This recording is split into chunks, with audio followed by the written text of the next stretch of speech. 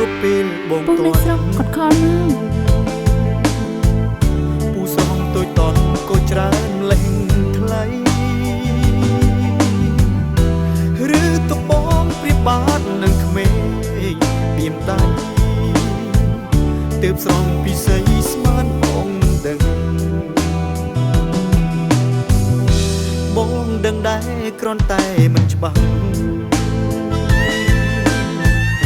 ព្រោះស្រងវលាក់អូនឆ្លើយបំភ្លេងតូចចិត្តណាស់សែនខ្មាស់មិនសមណាស្រីឲ្យបងពុកវីដោយសារអូនបានស្នេហ៍អូនមែនតែ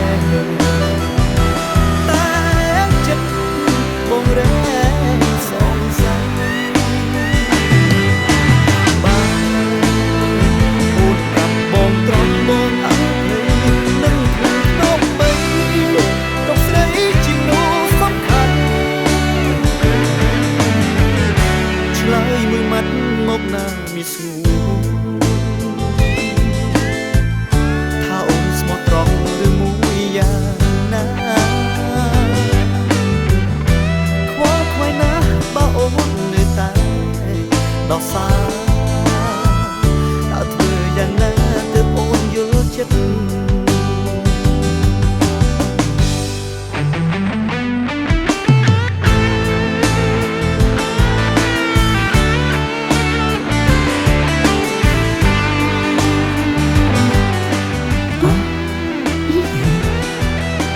ធ្វើមិញអូននឹងអីជាមួយពីណាទេញ៉ាំអីមួយពូនហ្នឹងណាអត់ទេ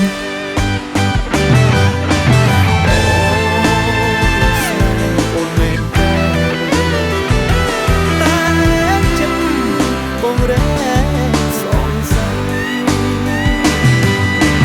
បានអូនប្រាប់បងត្រង់បងអើយនឹងដល់បីទុកស្រីជានោះសំខាន់ឆ្លើយមួយម៉ាត់មកណាមានស្ងួន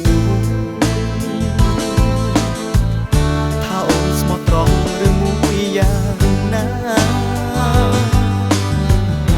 ខ្វល់ខ្វាយណាស់បើអូននៅតែដោះសារ